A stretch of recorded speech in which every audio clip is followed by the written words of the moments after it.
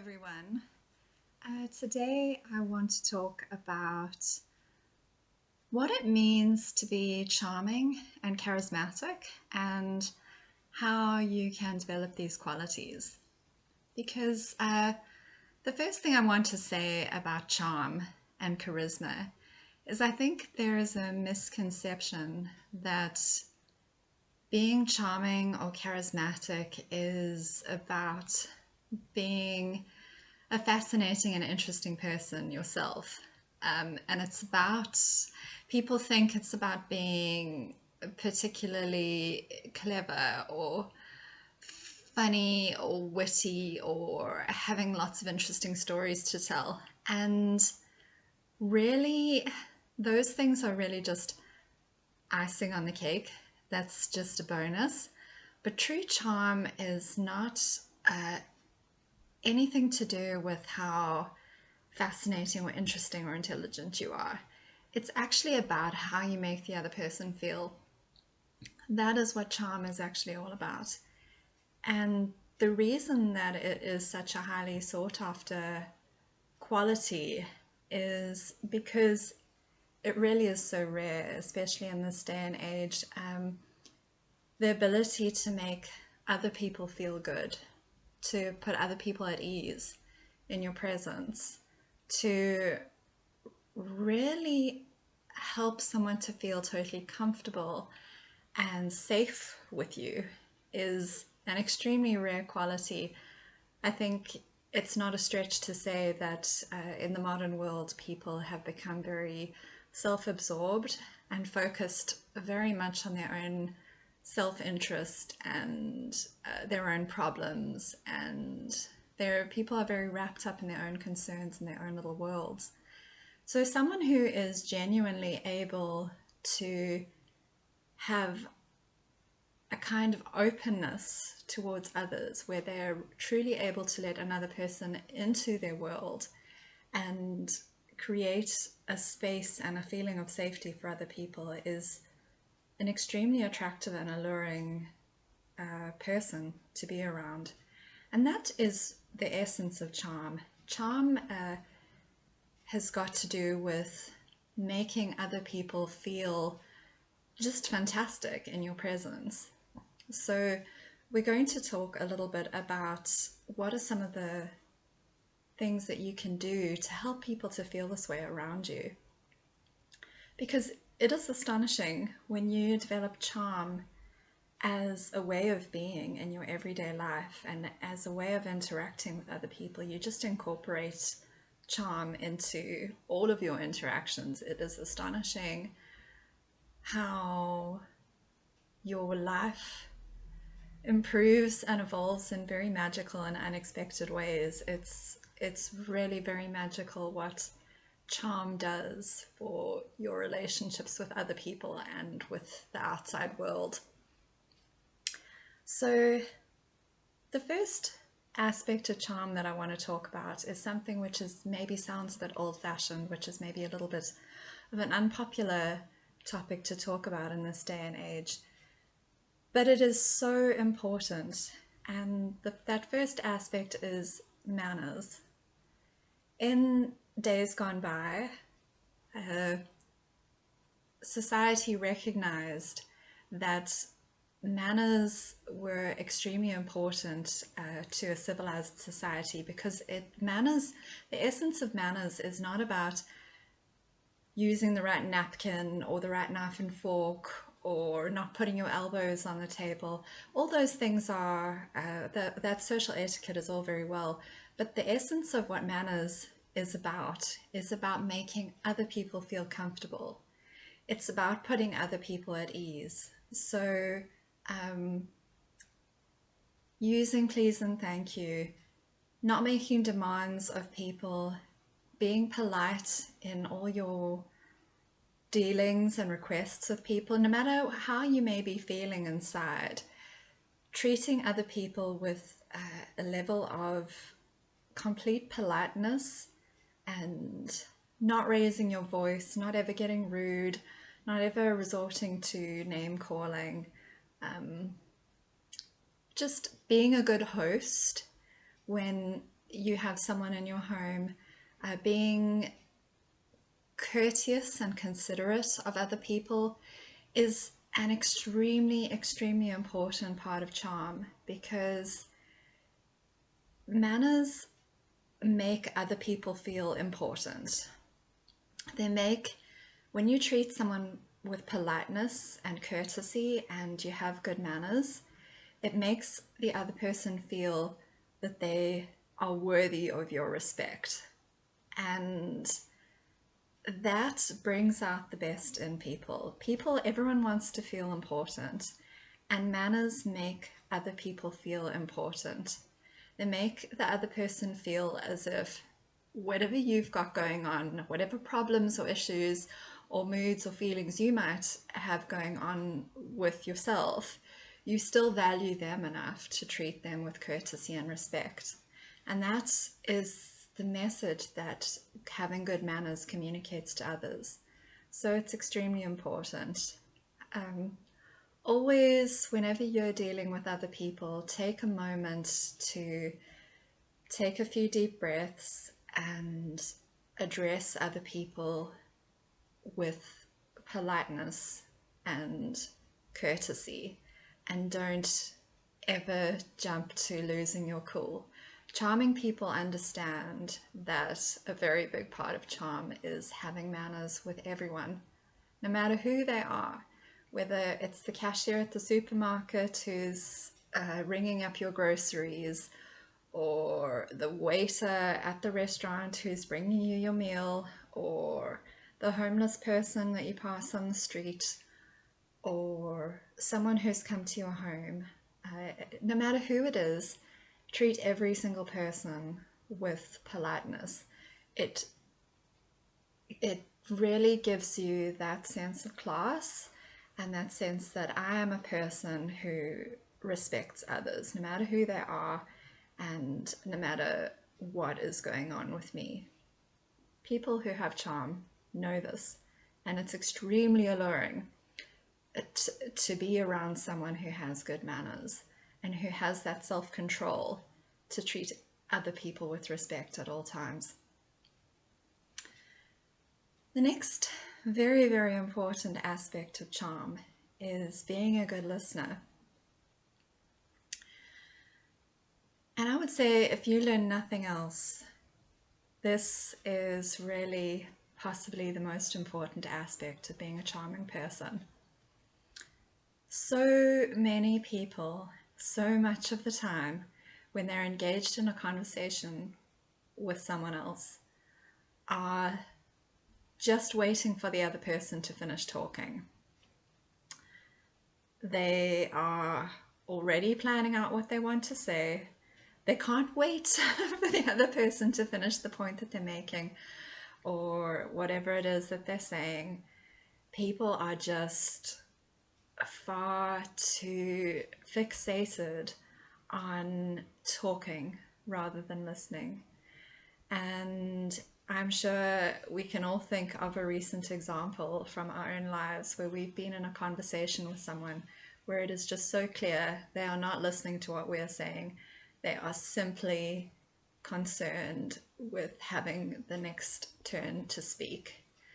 And because this is just so common, where people are engaging in conversation with others just to talk rather than to listen, actually being a good listener is an extremely rare and charming quality to have. So what is involved with being a good listener? Before I talk about that, I just want to say also it's a very frustrating experience to have a conversation with someone who is not listening to you, where you know that whatever you're saying is just simply not touching sides with the other person. You end up feeling like this person is oblivious to you and to your needs and your feelings, and that they're only concerned about themselves.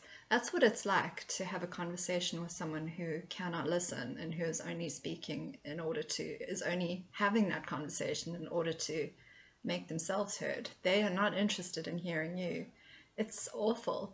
And so many of us go through so much of our day like that, where we're talking to people who aren't listening to us. And so being a good listener is rare, and it's extremely appealing to other people. So if you can learn this, you will be amazed how people will warm to you. So what is involved with being a good listener? The first aspect is to just, it may seem obvious, but it's just to talk less. Zip your lip. Let the other person speak, and let them speak until they have finished speaking.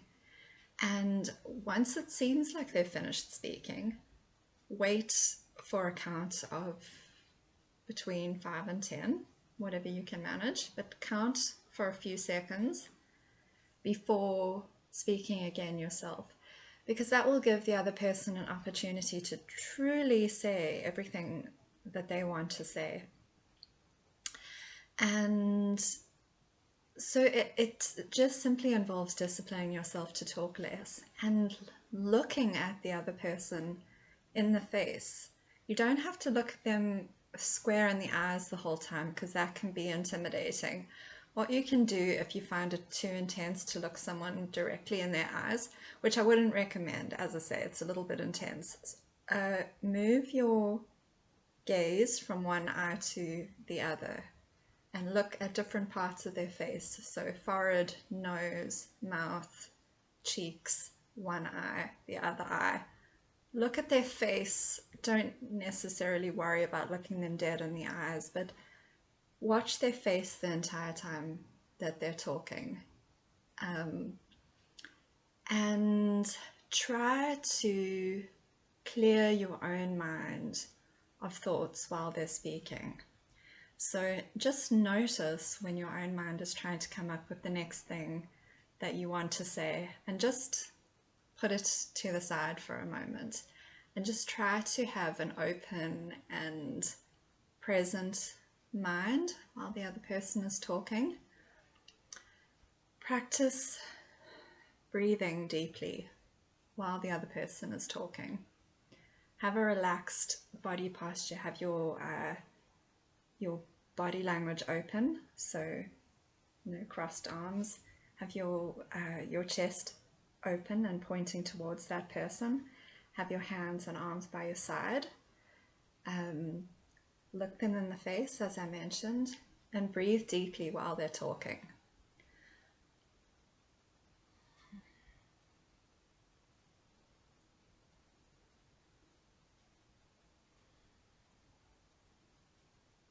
So the whole time that they're talking, breathe deeply. Whatever emotions they're expressing to you, whatever stories they're telling to you, just keep breathing deeply. You don't have to take anything that they're saying on to yourself. You're just there to be an observer. You're there to be a witness to the story that they're telling. You're there to hold a space for whatever feelings they're feeling. You're not there to solve their problems. You're not there to experience those feelings with them. Being a good listener is really it's about creating a safe space for someone to express themselves. We all need that. And so practice these tips that I've talked about being a good listener. Talking less, looking a person in the face while they're talking, breathing deeply, emptying your own mind of thoughts, creating a safe space where they can just express themselves. As I say, don't feel as if you need to solve their problems or give advice or feel what they're feeling or agree with them. It's just about creating a safe space where someone can express themselves. And once they're finished talking, just count a few times. I would recommend count to 5 or count to 10 before you talk, just to make sure they have finished speaking.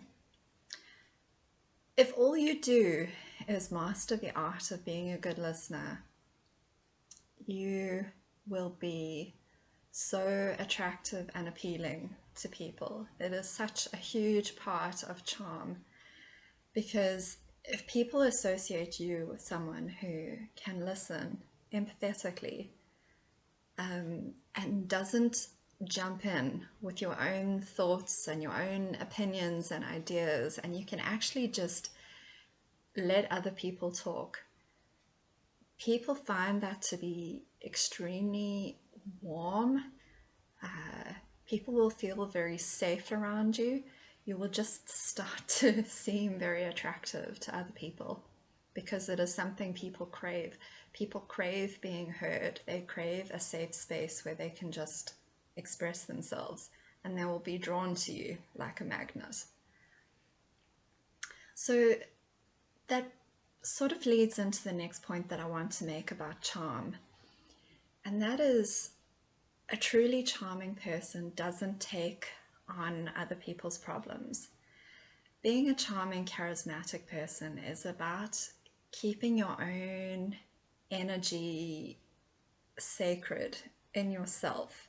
So it's about keeping that warm light and positivity around about you at all times. And it's something within you that you have to cultivate and protect. So if you move through the world and you find yourself being triggered and overwhelmed by other people's problems and issues and other people's bad behavior and all the many things that can go wrong in the world, if it affects you too much, it's going to bring your own energy down. And a charming person is just able to have that lightness about them all the time. And how you achieve that lightness is you just have to get into this mindset that other people's negativity and other people's problems and bad behavior or bad feelings or whatever it is that's going on with that other person is not about you. It's not your stuff, and you don't have to take it on. Your only job is to be present for yourself and for other people. But you just have to cultivate a way of not being too affected by other people. And that enables you to travel through the world with a very positive, light energy about you. And that's extremely attractive. It's extremely charming. So what I like to do, a lot of people, my friends and family and people who know me because I'm a good listener, a lot of people do like to tell me their troubles and their problems, and I've certainly experienced plenty of bad behavior from other people.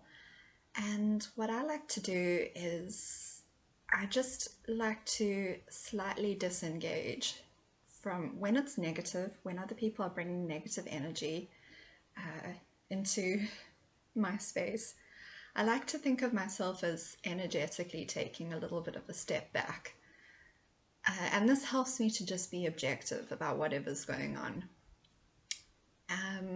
So if a friend is talking to me and they've got work problems or relationship problems, and I'm just so tempted to want to jump in there and start, you might be, when this is happening and someone is bringing their problems to you, you might be really tempted to want to start judging the situation and the people in the story that they're telling you. You might want to jump in and start fixing the problem or giving advice. And what that's doing when you jump in and you start getting too involved in other people's problems, other people's flaws, what it does is it really messes up your own energy. It means that you're just taking a lot of that negativity on to yourself, and that's going to kind of depress your mood. It's going to give you a heaviness about you when this situation really isn't anything to do with you. And you can actually help the other person much more by just being present with them. And you can help yourself by not taking it on. So this is something I highly recommend practicing. Just when people are bringing negative energy your way, energetically think about taking a little bit of a step back and remind yourself that what this person is talking about, what they're saying, is not your stuff. It's not your drama. It's not your problem. It's not your issue to solve. And it's not about you.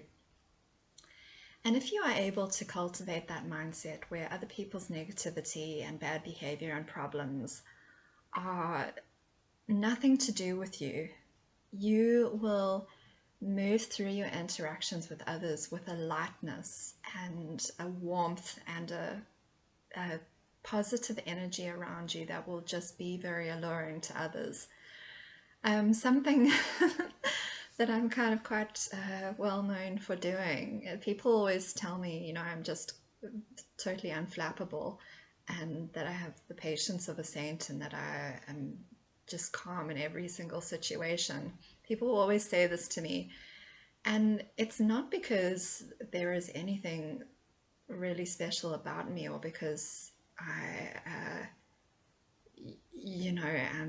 have any kind of saintly sort of patience. It's because I'm able to disengage from chaos and drama that is nothing to do with me. And it's something I've practiced, and it's really fantastic, because if you can get this mindset right, where no matter what's going on around you, you can take a step back and keep yourself kind of self-contained and sacred, and keep the calmness that you have going on inside yourself. You can protect that so that you can always feel okay, even in the middle of whatever storm is going on around you. You will have that really calm, alluring energy about you, which is very appealing to other people, because they will come to you for some of that calmness, and you'll have the ability to settle other people around you. They will find your energy to be very peaceful, and you can play a very important role in calming situations down. But people say this about me because I have learned to take a step back from any kind of chaotic or negative situation. And a lot of the time, I'm even just able to smile at a person who is totally out of control, or a situation that is, raging on around me, and I am able to disconnect from it quite quickly and find my own inner happiness and peace again. And I can often just kind of smile at bad situations and really just not let them affect me too much. And as I say, this is a very important part of charm, because people are so often just out of control. Other people are just not able to self-regulate very well a lot of the time.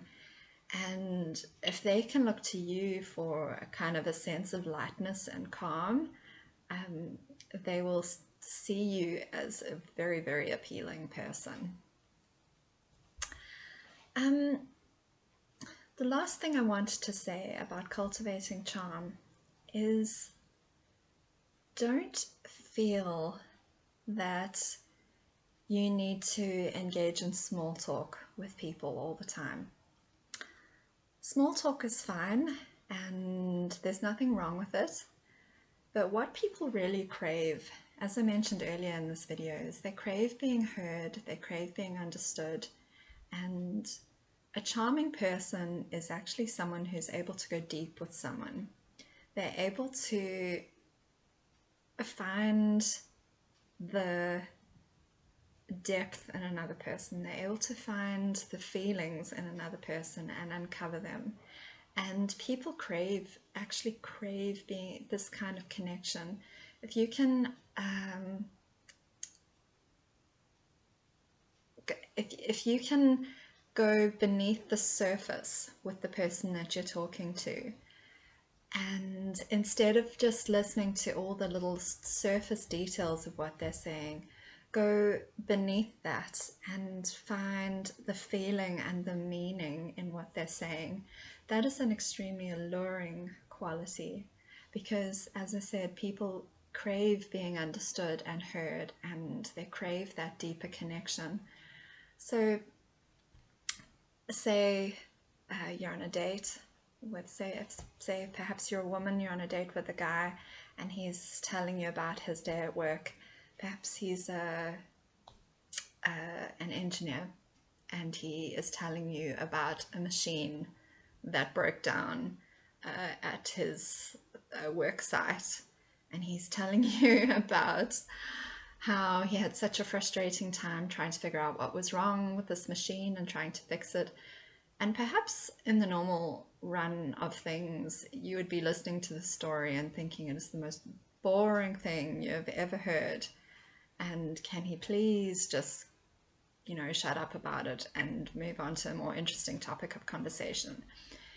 Instead of doing that, instead of becoming absorbed in your own feelings of boredom, see if you can go beneath the surface of this story and have a look at his face and just see if you can identify a feeling that he's feeling when he's telling you the story. Is he feeling frustrated? Is he feeling angry? Is he maybe feeling unappreciated? Is he feeling inadequate because he can't fix this machine? Is he exhausted? What is the feeling that he's feeling as he's relating the story to you? And see if you can name that feeling for him. So say to him, wow, that must really have been very exhausting for you. It must have been so frustrating to spend your whole day trying to figure out how to fix that machine. And I wonder if anyone was even helping you to do that. And he will feel so understood when you say that. He will feel as if you really care about the story that he's telling you, and not just care about what he's telling you, but care about how the experience was for him.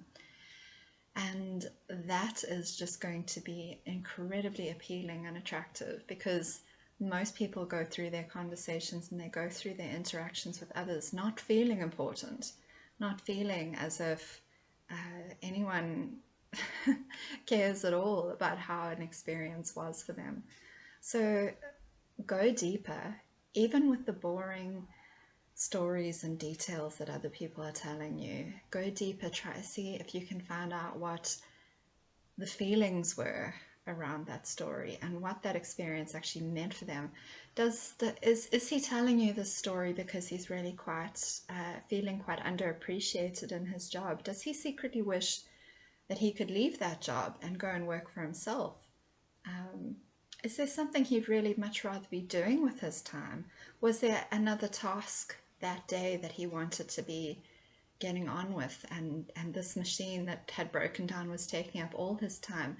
Try and put yourself into that person's shoes and get to the heart of the meaning and the feelings behind what they're saying. This will make you such a charming person to others.